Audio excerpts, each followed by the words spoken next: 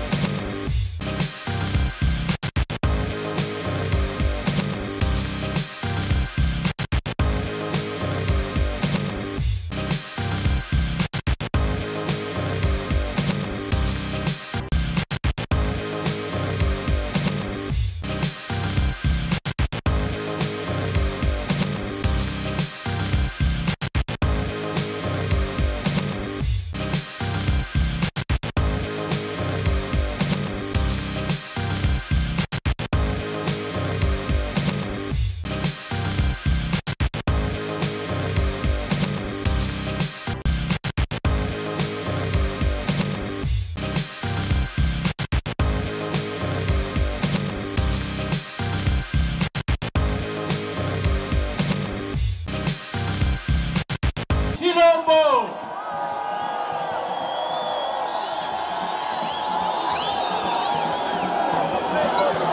Minayua mwe watoto wa Lubumbashi, kama mshakushirika munalombaka tubishanje jo vile, kama ni kubishanje tubifwe nini? Muswahili tunasema kama ni kumigeuza tubifwe nini? Mufranse tunasema kama ni kubishanje tubishanje. Aksanti, muko tayari ya kupata message ya President de la Republique anakuya kwa kututembelea. Ni furaha munene sana. Mwafaiko batoto ya Lubumbashi, tumupigie President de la Republique mikono sana na kumkaribisha akuye amisungumuzie.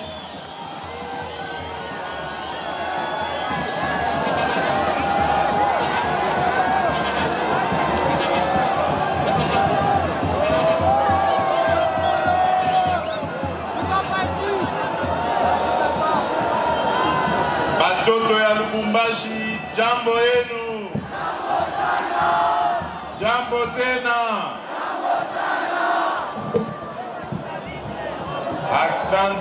Aksanti sana Aksanti sana pour la mobilisation de Bana Lubumbashi.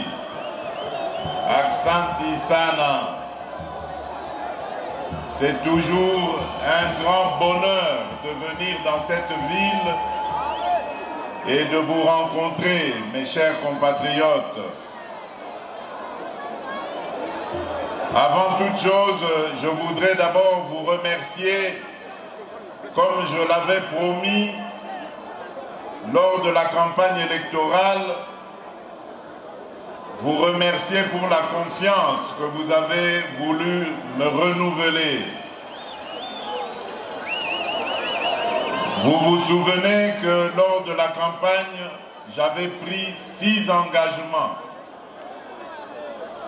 Et le premier engagement était surtout pour la jeunesse.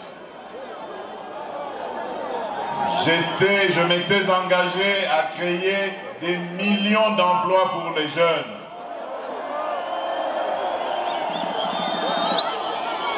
Les jeunes, vous devez savoir que ma mission est de vous responsabiliser en vous donnant de l'emploi et en vous permettant de vous préparer à l'avenir, de vous préparer à prendre le relais pour diriger aussi ce pays. Je compte énormément sur vous. Voilà pourquoi, dans les mois qui vont venir, vous verrez arriver ici toutes les institutions que nous avons créées, qui sont déjà en activité à Kinshasa et qui vont être transférées ici dans les provinces pour être proches de la jeunesse et pouvoir donner ainsi leur accompagnement dans tous les projets et toutes les initiatives des jeunes entrepreneurs pour les accompagner dans leur parcours. Nous tenons énormément à rapprocher ces agences, ces institutions de la population parce que nous connaissons l'ingéniosité qu'il y a en chacun des jeunes Congolais. Et donc nous devons vous aider à créer vos propres entreprises et à vous accompagner pour avoir accès au crédit et pouvoir ainsi réaliser vos ambitions. Le deuxième engagement était par rapport à la sécurité. Mes chers amis, mes chers compatriotes, notre pays est en danger. Le danger qui nous guette vient officiellement de nos voisins, dont particulièrement un que vous connaissez très bien. Mais ces voisins trouvent des relais à l'intérieur de notre pays et parmi nos compatriotes. Ce sont des traîtres qui ont accepté de vendre leur âme au diable.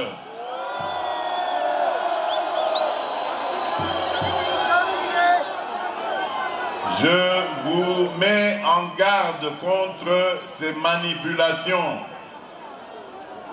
Ce sont des gens dangereux qui n'ont aucune vision pour le pays et qui comptent sur la déstabilisation de la République démocratique du Congo pour enfin pouvoir ramasser les morceaux des Congolais. Soyez très vigilants parce que l'une des provinces visées dans cette campagne de déstabilisation par nos ennemis, c'est la province du Haut-Katanga.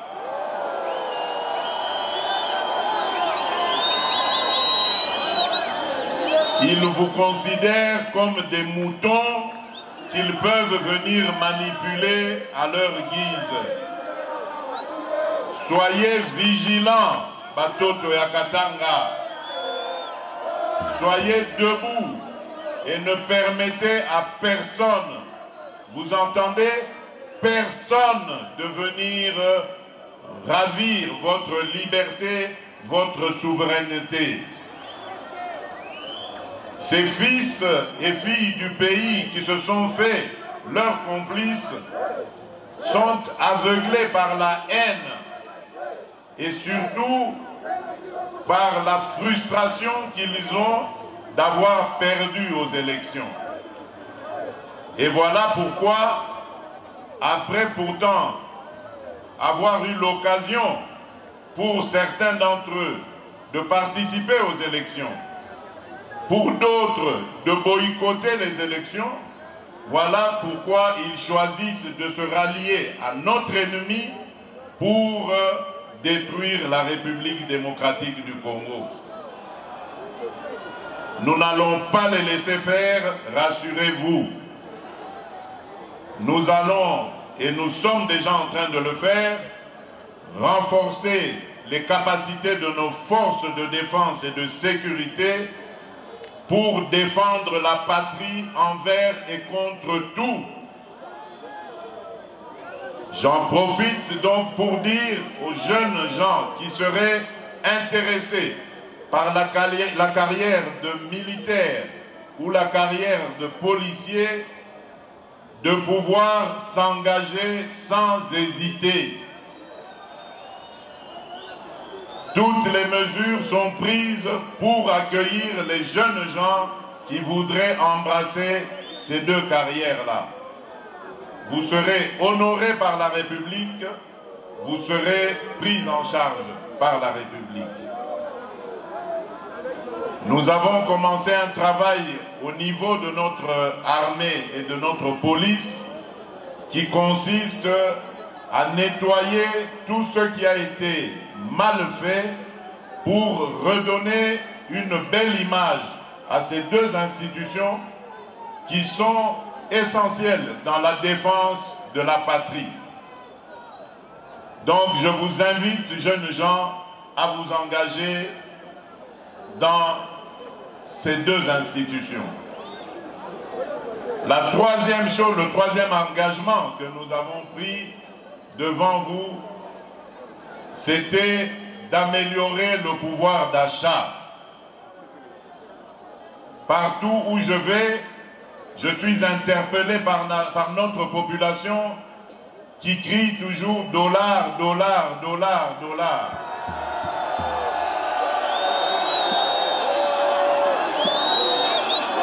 Mes chers compatriotes, le dollar, malheureusement, n'est pas notre monnaie. Le dollar, c'est la monnaie des Américains. Nous avons pris l'habitude d'utiliser cette monnaie dans notre pays parce que justement, au fil des années, nous avions perdu la confiance en la monnaie locale. Et notre monnaie aujourd'hui, c'est le franc congolais. Si vous ne lui donnez pas de la valeur, de l'importance, eh bien, elle continuera à perdre son importance, sa valeur face au dollar. Aidez-nous à redonner sa fierté et sa force au franc congolais. Ça, c'est d'une part. D'autre part, le dollar, justement, nous fait beaucoup de mal parce que tout ce que nous consommons en République démocratique du Congo, nous l'achetons à l'étranger. Et pour ça, nous avons besoin des dollars. Voilà pourquoi je veux inverser la tendance. Nous avons des capacités en agriculture. Tout ce que nous mangeons et qui vient d'importation, nous pouvons le cultiver dans notre propre pays. C'est pour ça que j'ai mis un accent particulier sur l'agriculture. Le responsable de ce département au gouvernement et même ministre d'État, un Mutoto Yakatanga du Grand Katanga. Je l'ai chargé de réaliser ce miracle-là, celui qui consiste à faire de la République démocratique du Congo le grenier de toute l'Afrique. Et ce n'est pas un rêve, mes chers amis. C'est une ambition possible. Nous avons 120 millions d'hectares de terres arables. Nous pouvons développer une agriculture qui va nous aider à combattre l'insécurité alimentaire. Mais pour cela, nous avons besoin des bras et des mains des Congolaises et des Congolais. Voilà pourquoi vous les jeunes, vous êtes mon espoir. Nous allons mettre tous les moyens à votre disposition parce que je connais votre ingéniosité, je connais votre intelligence, votre capacité de créer. Et nous allons vous donner les moyens, même dans l'agriculture, pour multiplier les initiatives, arriver après la culture, la production, à la transformation. Parce que c'est cela qui va amener des emplois, comme je l'ai dit. Et grâce à cela, je vais donc aller sur mon 4e engagement. Nous allons pouvoir diversifier notre économie. Vous savez que notre économie dépend uniquement et en grande partie des mines. Mais nos minerais là, Dieu nous a bénis, certes, en nous les donnant, mais nos minerais nous ont apporté beaucoup de malheurs, comme vous le savez. Nous sommes victimes de violences en tout genre, de spoliation, d'escroquerie. Et même aujourd'hui, la guerre qu'on nous impose à l'Est par un de nos voisins barbares, elle est due justement au pillage de nos minerais. Voilà pourquoi je suis en train de marteler sur le fait que nous devons vous donner les moyens, nous devons nous donner les moyens de diversifier notre économie, de créer de la richesse grâce à plusieurs autres domaines que nous avons dans notre pays. Et pour cela, nous avons une arme très efficace, c'est notre jeunesse, c'est vous, chers compatriotes. Oui, nous allons parler de la Constitution, nous allons parler de la Constitution.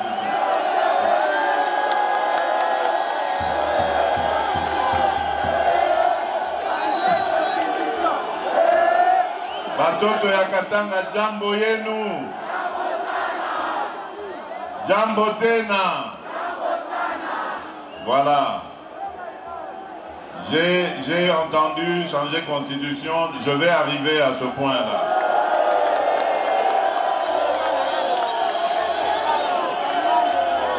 Un des autres engagements que j'avais pris, c'était celui de renforcer notre administration. Vous savez, ce qui a tué notre pays, c'est justement le manque de prise en compte, de prise en charge des administrés, c'est-à-dire vous, les Congolaises et les Congolais. À aucun endroit vous pouvez trouver, plus vous vous éloignez de la capitale, une administration digne de ce nom. Parce que tout a été sabordé pendant des décennies. On n'a pas eu le moindre souci, la moindre considération pour notre administration. Or, nous en avons besoin et ce n'est qu'à travers cette institution que nous pourrions relever notre pays. Voilà pourquoi dans le fameux programme de développement des 145 territoires, il y a un volet essentiel de construction des bâtiments administratifs. Nous commençons par là pour ensuite former et moderniser ceux qui vont travailler justement à redorer le blason de notre administration. Grâce à une administration moderne, la RDC pourra faire face à ces nombreux défis. Oui, je vous ai dit que nous allons parler de la révision ou du changement de la Constitution.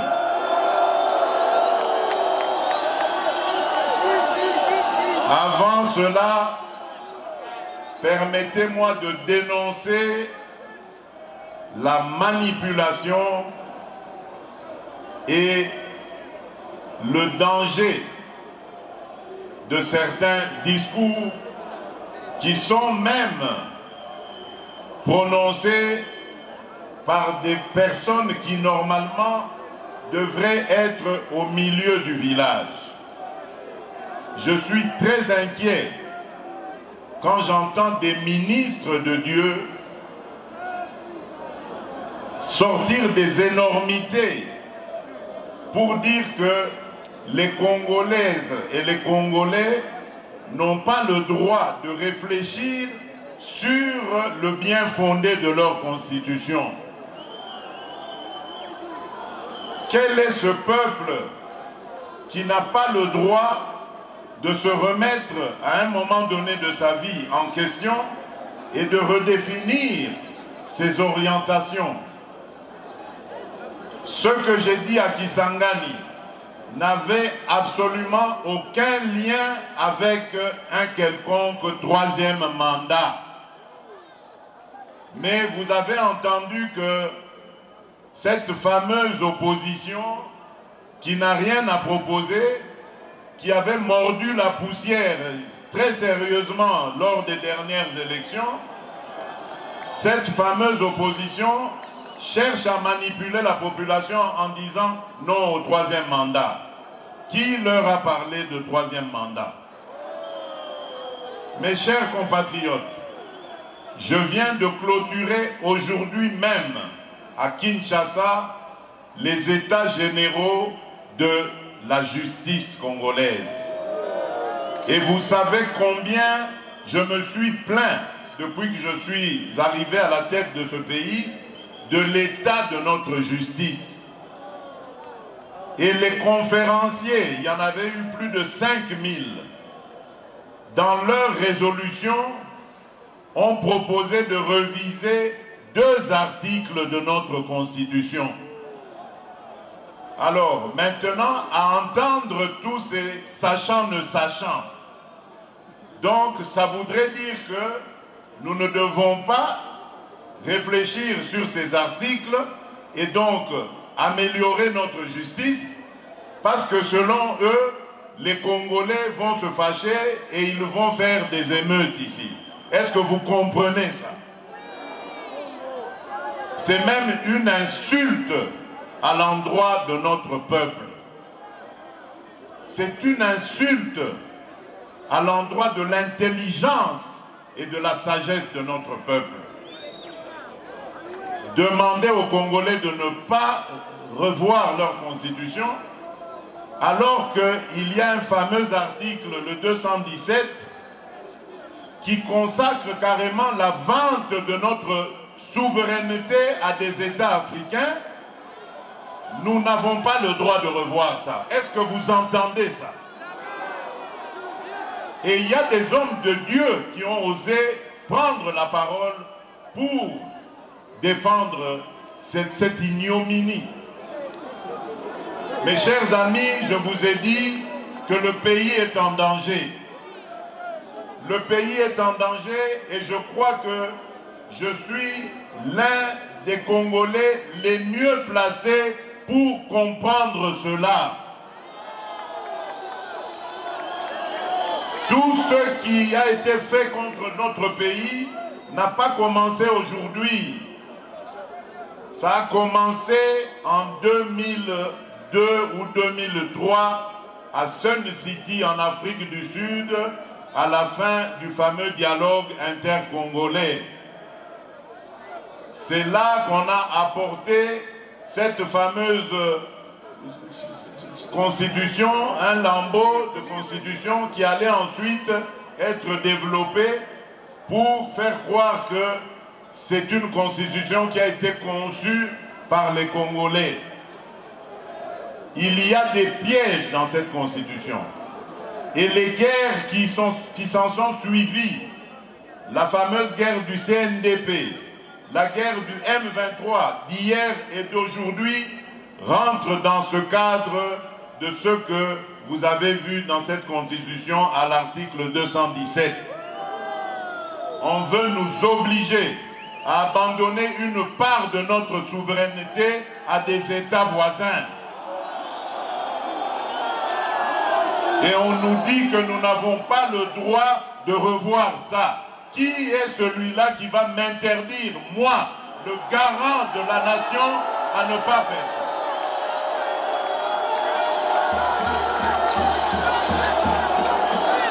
Je vous confirme encore ce que j'avais dit à Kisangani.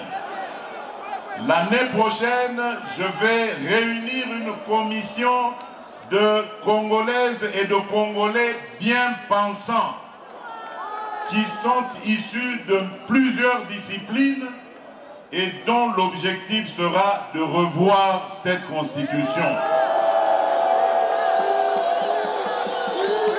Leurs propositions vous seront présentées à vous, peuple congolais, d'abord à travers vos élus, et si cela est nécessaire, nous consulterons la population, le peuple congolais, pour qu'il décide de lui-même s'il doit s'arrêter à la révision ou carrément aller au changement de la Constitution. Et personne, vous avez entendu, personne ne changera mon avis sur cette question. Je ne suis pas venu à la tête du Congo pour m'éterniser au pouvoir et pour faire souffrir mes compatriotes. Jamais. Tout ce que je fais, tout ce à quoi je pense, c'est au bonheur de mes compatriotes, au développement de mon pays. Parce qu'un jour, je vais devenir ex-président et je vais vivre dans ce pays auprès des miens. Je voudrais circuler dans toutes les provinces, aller et venir avec ma famille, avec mes amis et rencontrer mes compatriotes dans toute la République démocratique du Congo et en toute paix. Et c'est ça que je suis en train de préparer pour nos générations futures. Peut-être que je n'arriverai pas à tout réaliser, mais l'essentiel pour moi, c'est d'installer le pays sur de bons rails, des rails qui vont permettre au Congo d'aller tout droit vers son développement.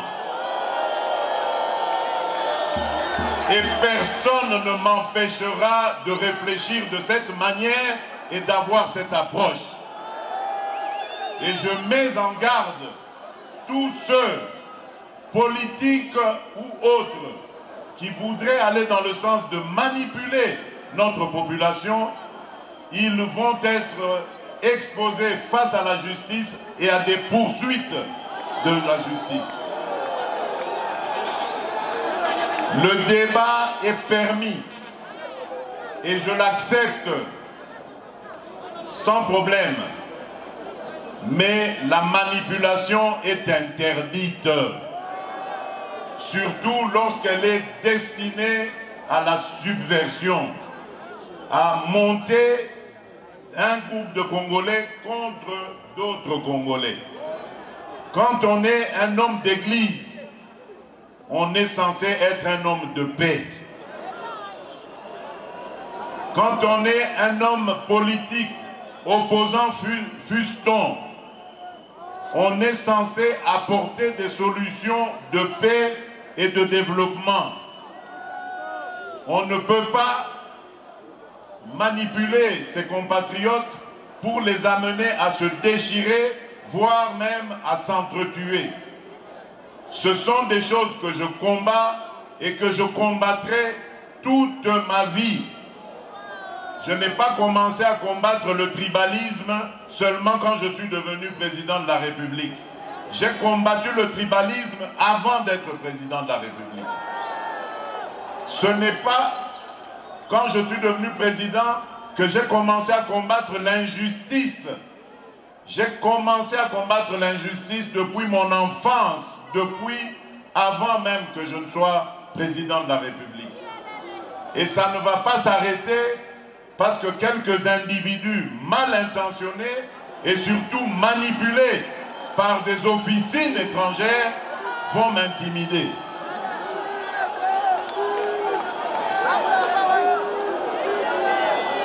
Voilà, batoto ya Katanga, batoto ya Lubumbashi, batoto ya Haut-Katanga, ce que j'avais à vous dire en peu de mots. Je suis venu à Lubumbashi, dans le Haut-Katanga, pour voir le travail qui se fait ici. Et je dois dire, tirer un chapeau particulier au gouverneur Jacques Tiaboula. Je suis fier du travail qu'il fait. C'est vrai qu'il y a encore beaucoup de travail, mais l'histoire retiendra beaucoup de ses réalisations. Je suis fier parce que ceux qui avaient dirigé le Katanga avant, surtout lorsque le Katanga était uni, se sont bombés le torse à plusieurs reprises sur des soi-disant réalisations qu'ils avaient faites ici, mais aujourd'hui on voit qu'il n'en était rien. Le Katanga revit grâce à Jacques Tiaboula. Je tiens à le remercier et à le féliciter. Demain, j'irai à Kipushi pour relancer les activités de l'entreprise Kiko qui était à l'arrêt depuis 33 ans, mes chers amis. Et ceux qui avaient dirigé le Katanga, eux n'avaient pas vu que cette entreprise était à l'arrêt, celle qui nous produit du zinc d'une teneur unique au monde. Ils n'avaient pas vu que cette entreprise était à l'arrêt. Aujourd'hui, sous mon impulsion, grâce à une nouvelle dynamique impulsée à la GECAMINE, nous avons le plaisir de vous annoncer la relance des activités de Kiko. Kipushi va pouvoir revivre, des emplois vont se créer par centaines, voire par milliers, directs, et d'autres emplois indirects se créeront grâce à cette activité qui va être une activité qui va faire rayonner la ville de Kipushi dans le monde entier. Parce que le zinc est très prisé dans les industries actuelles. Ensuite, j'irai à Kanyamaka CC pour aussi aller rencontrer ce que un des fils, des valeureux et dignes fils du Grand Katanga, le général Jean-Pierre Kassongo Kabouik, est en train de faire là-bas avec le service national. Le service national qui, rappelez-vous, était une initiative du défunt Mouzé Laurent Désiré Kabila. Mais que ceux qui nous critiquent aujourd'hui avaient complètement mis à mal, si pas carrément anéanti. Nous avons eu l'ouverture d'esprit de comprendre que c'était une initiative fort louable et très précieuse pour la République démocratique du Congo. Et nous avons appuyé ce valeureux et digne fils, le général Jean-Pierre Kassongo, qui nous a relevé cette institution qui est devenue aujourd'hui une vitrine de ce que nous pouvons faire de notre jeunesse délinquante. Nous avons voulu donner la chance à toutes les Congolaises et à tous les Congolais, de quelque bord social qu'ils soient, de quelque orientation civile qu'ils aient prise, qu'ils comprennent que l'État est là à leur disposition, disponible pour eux, pour les accompagner, les relever lorsqu'ils ont chuté et les réorienter dans une vie nouvelle. Voilà ce que nous voulons faire, à la fois ici dans le Haut-Katanga, mais aussi partout ailleurs en République démocratique du Congo. Et nous allons pour cela nous baser sur vous, jeunes filles, jeunes garçons congolais. Parce que nous savons que vous êtes notre force, vous êtes le capital humain qui va transformer le Congo de demain. Voilà, je vous remercie encore une fois. Aksanti Sana, que Dieu vous garde, que Dieu vous bénisse. Nous allons encore, et je suis certain, nous revoir. Je vous remercie.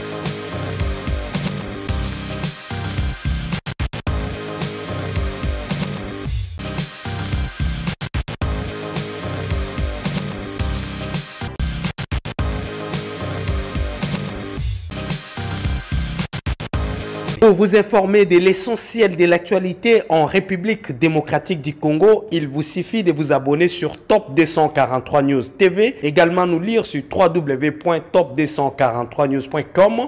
Au nom de toute la rédaction, nous vous remercions.